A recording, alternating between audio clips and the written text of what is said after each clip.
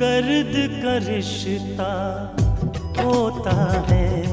जो घर में लोग हैं ना, जो गर्मी में फुदक रहे हैं, उन्हें थपकियां देकर सुला दो। इसी में तुम्हारी और उस बुढ़िया की भलाई है। भाग्यलाल बजा। मेरे जज्बातों के साथ खेला है आपने। इससे कहते हैं फरीद, आपने प्यार नहीं नफरत का खेल खेला है मेरे साथ। आपको ये सब करने के लिए मैं ही मिली थी।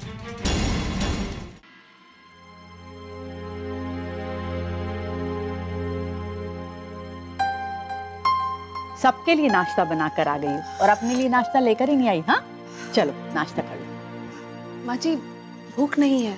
अरे भूख क्यों नहीं है? भूखे रहना किसी समस्या का हल थोड़ी ना होता है। चलो नाश्ता करो।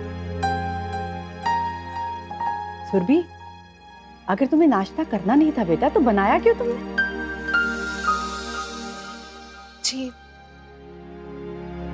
नाश्ता बनाना तो मेरा फर्ज है। मैं तो बस अपना फर्ज निभा रही हूँ माँ जी। तो मैं भी अपना फर्ज निभा रही हूँ सुरभि। ऐसा बिल्कुल नहीं है कि तुम अगर नाश्ता नहीं बनाओगी तो मैं तुम्हें नाश्ता कराने नहीं आऊंगी। तुम नाश्ता नहीं करोगी तो ये मत समझना सुरभि कि मैं नाश्ता कर लूंगी। मुझे भी आजकल भूख नहीं लगती। तुम्हारी गलती क्या है? तुमने कितनी बड़ी नादानी की है। ये सब बात की बातें हैं सुरभि। फिलहाल तो मैं इतना सोचती हूँ कि तुम्हारे सामने तुम्हारी पूरी जिंदगी पड़ी है और तुम्हें ये सोचना चाहिए कि घर के हालात चाहे जैसे भी हो, उसका असर तुम्हारी पढ़ाई पर नहीं होना चाहिए। तुम अपनी पढ़ाई पर पूरा ध्यान दो।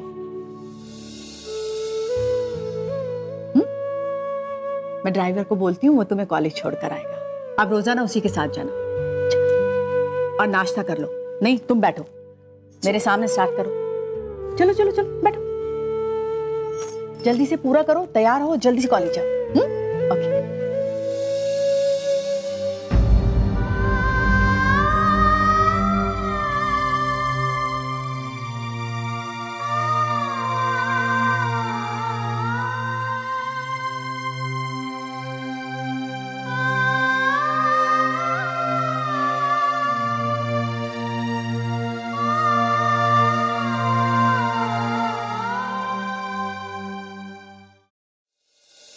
प्रसाद से बात करके देखिए, उसे मजबूर करने की कोशिश करके भी देखिए, लेकिन तुम्हारी दादी माँ वापस नहीं आई। कुछ लोग इतने लालची होते हैं कि उन्हें अपनी लालच के आगे कुछ भी दिखाई नहीं देता है। ये मुकुंद प्रसाद भी उसी किस्म का इंसान है। ये भी तो हो सकता है कि मुकुंद प्रसाद ये सोच के निश्चिंत हो गया हो कि एक तरफ तो उसने तुम्हारी जमीन अपने नाम पे करके करोड़पति बन गया है और दूसरी तरफ सुरभि तुम्हारे घर की बहू बन चुकी है। मुकुंद प्रसाद ही नहीं, ये सुरभि भी अच्छी तरीके से जानती है कि वो शादी एक नाटक था और नाटक का अंत नाटक के साथ ही होता है। सुरभि अच्छी तरीके से जानती है कि उसे ये घर छोड़ के जाना ही। लेकिन अगर सुरभि समझ चुकी है कि उसे उस घर से जाना है तो वो अब तक तुम्हारे घर में क्या कर रही है? ये सच्चाई जानते हुए उससे तो तुरंत अपने फूफा जी के घर चले जाना चाहिए था। अब मुझे भी नहीं मालूम वो क्यों रुकी है, लेकिन मेरा मानना यह है कि अगर वो जाना भी चाहे तो हम उसे जाने नहीं देंगे, क्योंकि सुरभि के जरिए ही हम उसके फूफा पर दबाव बना सकते हैं। अब देखना यह है कि उसके फूफा कब तक नहीं झुकते। देखो वैभव, तुमने ये शादी करके ही बहुत बड़ी गलती की है। तुम ऐसा भी कर सकते थे कि उसे अपने प्यार के जाल में फंसाते और उस प्यार का वास्ता देके मुकुंद प्रसाद को मजबूर करने की कोशिश करते। हाँ, सोचा तो मैंने भी यही था और धीरे धीरे मैंने उसे प्यार की जाल में फंसा भी लिया था और सुरभि से मैंने अपना प्यार का इजहार भी किया था और वो मान भी गई थी। लेकिन अचानक पापा ने शादी का फैसला कर लिया। अब शादी से मैं इनकार भी नहीं कर सकता था, क्योंकि अगर शादी से मैं इनकार करता तो सुरभि को मेरे प्यार पे शक हो जाता। इसलिए मजबूरन मुझे सुरभि से शादी करनी ही पड़ी। लेकिन अब जब तक वो उस घर में रहेगी अपने कदम जमाने की कोशिश करेगी। पता नहीं क्या जादू है उसमें, आते ही सब पे जादू कर दिया। हाँ तुम ठीक कह रही हो। वो सोच समझकर इस घर में आई थी और सबका दिल जीतना चाहती है ताकि उसे इस घर में रहने का मौका मिले, क्योंकि असल में तो वो 2-4 दिन के लिए आई। उसे अब ज्यादा दिन घर में रखना ठीक नहीं होगा, उसे निकालने की कोशिश करो। नहीं शिखा, वो मजबूर नहीं है, लेकिन जब तक मेरी दादी माँ उसके कब्जे में है हम जरूर मजबूर थे। मुकुंद प्रसाद पर दबाव डालने के लिए सुरभि को घर में रखना बहुत जरूरी है, क्योंकि अगर सुरभि को एकदम से जाने देंगे तो मेरी दादी माँ के साथ क्या करेगा पता नहीं। लेकिन तुम चिंता मत करो, सब ठीक है।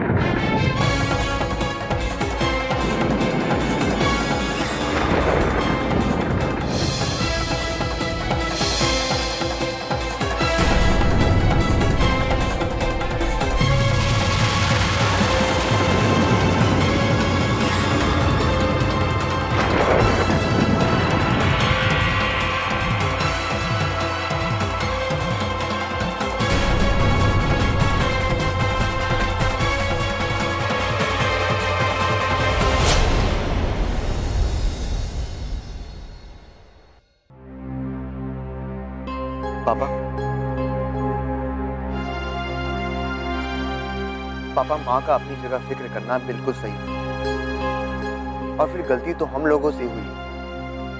अगर इसकी वजह से सुरभि की जिंदगी में कोई भी आंच आई तो शायद इसके लिए हम लोग खुद को कभी माफ नहीं कर पाएंगे। तुम ठीक कह रहे हो बेटा, लेकिन हमारे पास और कोई रास्ता भी तो नहीं है। रास्ता बस एक ही है पापा, कि हमें कैसे भी करके वैभव और उसके घर वालों को ये यकीन दिलाना होगा कि हमने दादी माँ को कैद करके नहीं रखा है। दादी माँ के कैद के पीछे हमारा कोई हाथ नहीं है, इन सब के पीछे वो बाकेलाल का हाथ है। बेटा मैं तो कुछ भी करने के लिए तैयार हूँ, लेकिन क्या हमारे कह देने से वो लोग इस बात पर यकीन कर लेंगे? उन्हें तो माताजी ही सच बता सकती है, और जब तक माताजी नहीं मिलती हम मजबूर हैं। अपनी बेगुनाही साबित करने का हमारे पास एक रास्ता है पापा। पापा, बाकेलाल अभी 1 महीने की बात कर रहा है, और 1 महीने के बाद भी अगर उसने दादी माँ को हमें नहीं सौंपा तो हम क्या करेंगे? तुम्हारी बात ठीक है बेटा, लेकिन इंतजार के अलावा हमारे पास और कोई रास्ता भी तो नहीं है। पापा, अपनी बेगुनाही साबित करने का हमारे पास एक रास्ता है। कैसा रास्ता? पापा, दादी माँ की 40 एकड़ जमीन में से 3 एकड़ जमीन बेचकर हमने वो पैसे उनके बैंक में डाल दिए, और 20 एकड़ जमीन बाकेलाल के नाम हो चुकी है, लेकिन अभी भी 17 एकड़ जमीन आपके नाम। अगर वो 17 एकड़ जमीन के कागजात हम वैभव और उसके घर वालों के हाथों सौंप देते हैं तो शायद हम अपनी बेगुनाही साबित कर पाएंगे। तुम ठीक कह रहे हो बेटा, वैसे भी वो जमीन हमें एक न एक दिन तुम्हें सौंपनी ही है। तुम्हारा ये तरीका सही है।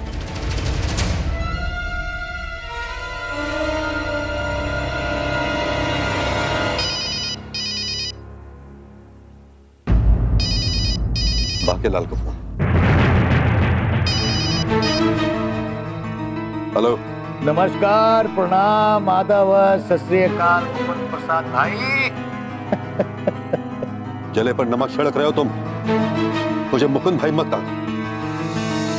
अरे भाई सुन लो, गाली समझ के ही सुन लो, और सुनना तो पड़ेगा ही। जब तक गुड़िया मेरे कब्जे में है तुम्हें ये सब सुनना ही पड़ेगा, और बर्दाश्त भी करना पड़ेगा। अब किस लिए फोन किया तुमने? भाई मुझे बैठे बैठे हिचकी आने लगी, तो मैंने सोचा शायद तुमने मुझे याद किया होगा, इसलिए फोन लगा लिया। और मुझे तो ऐसा लगता है मुकुंद भाई कि कि आप तो सोते जागते उठते बैठते मुझे याद करते ही होंगे, और हो भी सकता है कि आपकी रातों की नींद भी गायब हो गई हो। सही कह रहा हूं ना मैं अपने हिसाब से? यही बकवास करने के लिए फोन किया तुमने? नहीं नहीं, दूसरी बकवास करने के लिए फोन किया था। एक बात सुनिए मुकुंद प्रसाद चौरसिया साहब, मैं इंसानों की फितरत को समझता हूं, जानता हूं, लेकिन एक बात कान खोलकर सुन लीजिए, मैंने आपको यहां पूरी तरह खलनायक साबित कर दिया है, और आपका दिल मचल रहा होगा अपने आप को हीरो साबित करने के लिए। सही कह रहा हूं ना मैं अपने हिसाब से? हाँ, तुमने मुझे बुरा तो साबित कर ही दिया, लेकिन सिर्फ तुम्हारी बुरा साबित कर देने से मैं बुरा बन नहीं जाऊंगा। याद रखना, एक न एक दिन मेरी अच्छाइयां सामने जरूर आएंगी। यही कहने के लिए मैंने तुम्हें फोन किया है मुकुंद प्रसाद चौरसिया। अगर तुम लोगों की नजरों में बुरे बने हो तो बने रहो, कभी भी भूल कर भी किसी के सामने हीरो बनने की कोशिश मत करना। मुझे ये बिल्कुल पसंद नहीं है कि तुम उस खानदान के साथ अपनी रिश्तेदारी, अपना प्यार, अपनी मोहब्बत निभाओ। अगर तुमने उस खानदान के साथ में अपनी रिश्तेदारी निभाई, अपना प्यार निभाया, अपनी दोस्ती निभाई, इधर तुमने दोस्ती निभाई और उधर बुढ़िया गई।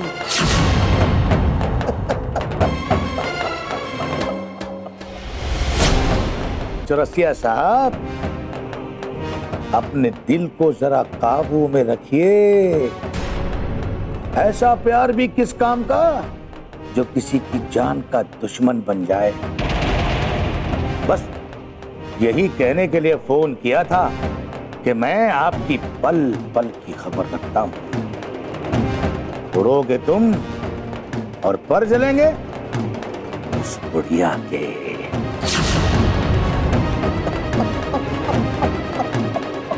अपने हिसाब से।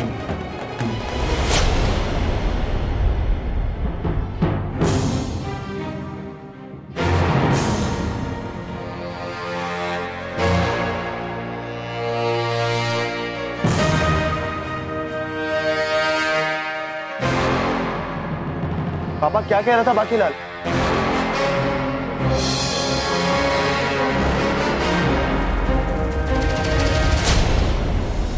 दीदी, रेवती और मंगला को रसोई की जिम्मेदारी क्या मिली? वो तो शाम से ही रसोई में है, और एक दिन में तो सारी साफ सफाई नहीं हो जाएगी ना। यही बात तुम उनसे कह देती ना। अब मैनेजर साहब ने उन्हें जिम्मेदारी दी है तो कुछ सोच समझ के दी होगी ना। अच्छा है, जिम्मेदारी निभा रही है अपनी। हाँ, खाना बनाने वाले भी तो कम लोग हैं, इतना सारा खाना बनाना पड़ता है, लेकिन काम करने वाले आदमी सिर्फ 3 हैं। अगर ऐसी बात है तो हम सब भी हाथ बटा देते हैं, सब मिल बांट के करेंगे तो काम आसान हो जाएगा।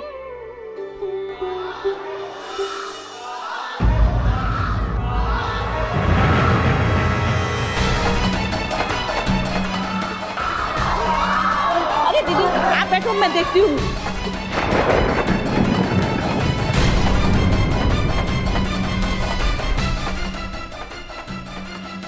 दीदी, दीदी आग लग गई। अरे कहाँ कहाँ?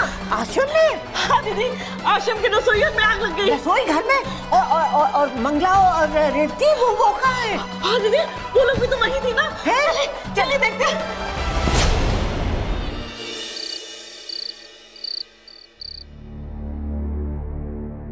तुम दिल से सोच रही हो श्रावणी, दिल से।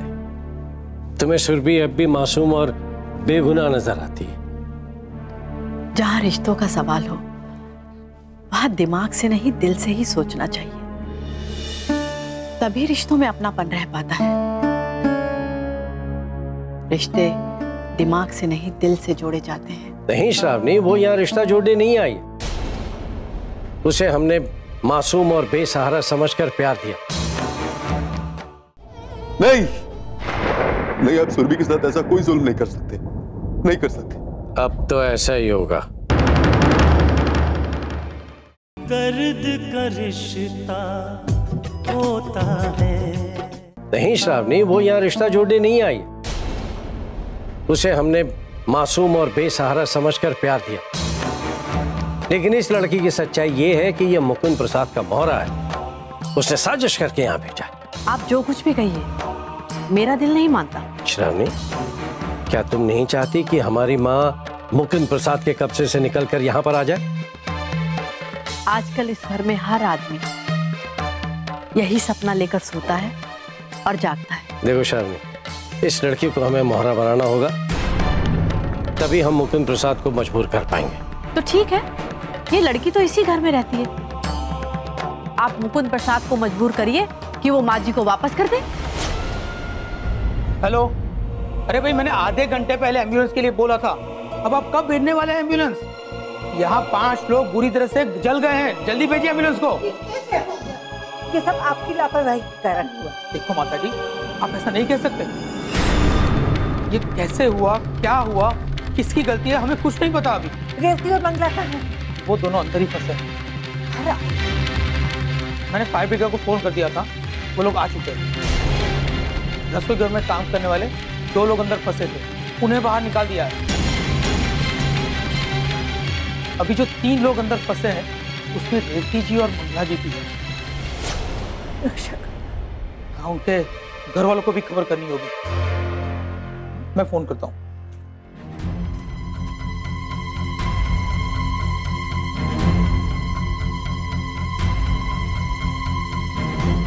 हाँ हेलो, मैं शरणम आश्रम हरिद्वार से बोल रहा हूँ। यहाँ आग लग गई है और आपकी माता जी बुरी तरह से जल गई है। हाँ हाँ, हमें उन्हें फौरन अस्पताल ले जाते हैं। हाँ ठीक, थैंक यू। हमें उन्हें फौरन हॉस्पिटल पहुंचाना होगा। हाँ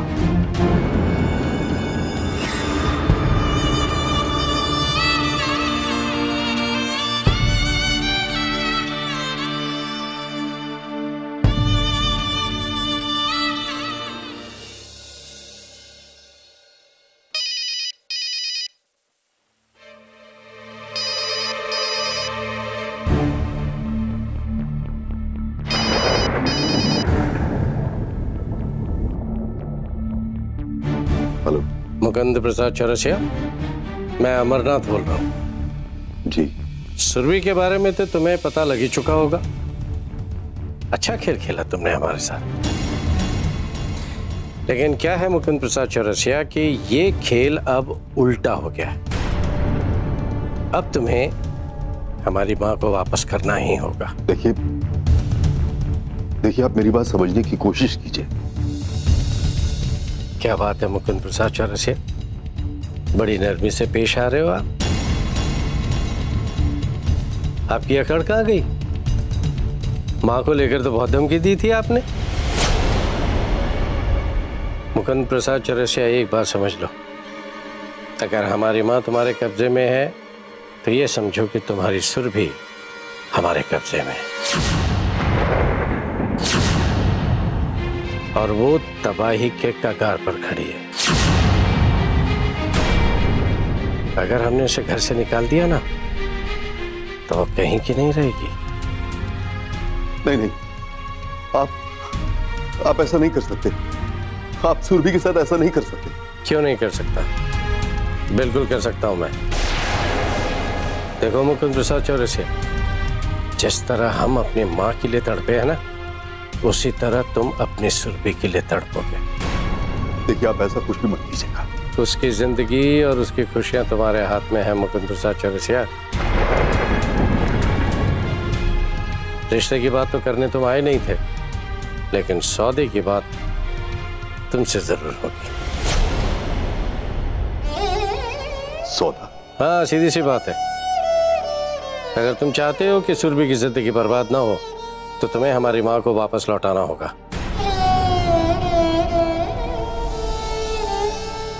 अब हम और इंतजार नहीं कर सकते, बहुत हो गया। देखिए, हम अभी माता जी को लौटा नहीं सकते। मुकुंद प्रसाद चौरसिया, मैंने बहुत इंसान देखे, लेकिन तुम्हारे जैसा लालची और गिरा हुआ इंसान मैंने आज तक नहीं देखा।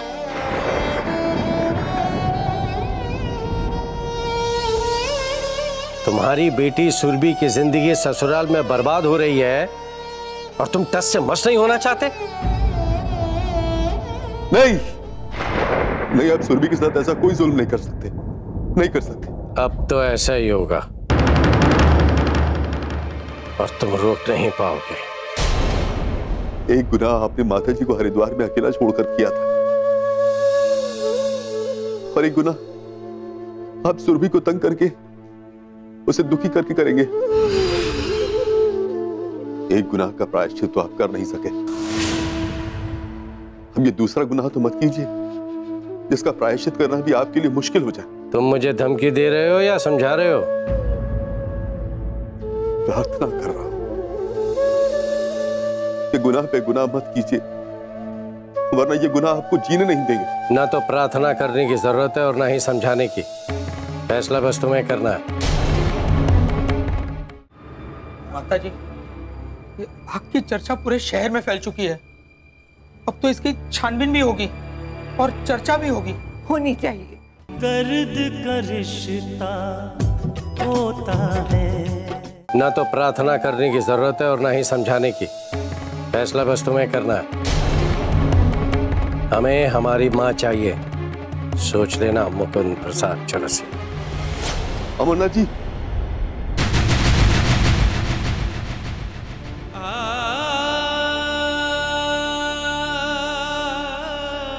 कहां से ला कर दूं मैं माता जी, कहां से ला? मुझे तो खुद ही नहीं पता कि इस समय माता जी कहां है, किस हाल में।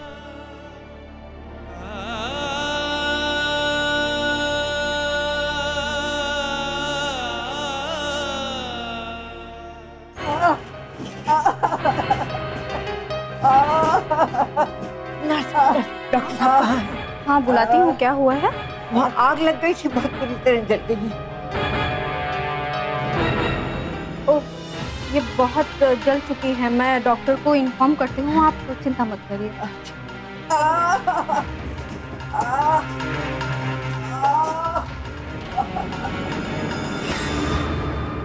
माता जी, ये आग की चर्चा पूरे शहर में फैल चुकी है। अब तो इसकी छानबीन भी होगी और चर्चा भी होगी। होनी चाहिए। सबके जीवन इतने अमूल्य नहीं कि इस तरह गवा दिए जाए। लेकिन इसमें मेरी तो कोई गलती नहीं है ना, गलती तो इन लोगों को ही लगती है। तुम्हारी गलती मुझे सब पता है। बता रही थी दोनों कि रसोई में बहुत बुरी हालत है। वहाँ पर गैस की पाइप फटी हुई है, सारा सामान इधर उधर बिखरा। आग नहीं लगती तो क्या होता? बेचारी देखो किस तरह बुरी तरह जल गई। तो अपनी लापरवाही को छुपाने के लिए उन पर दोष मढ़ रहे। ये गलत बात है, सब पता है। देखो तो ये बुरी तरह जल गई।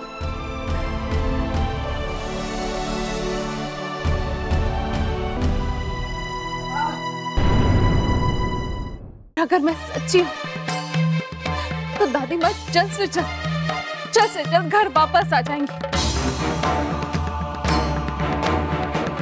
और अगर ऐसा नहीं हो तो मेरा भगवान की भक्ति पर से भरोसा उठ जाए, भरोसा उठ जाए।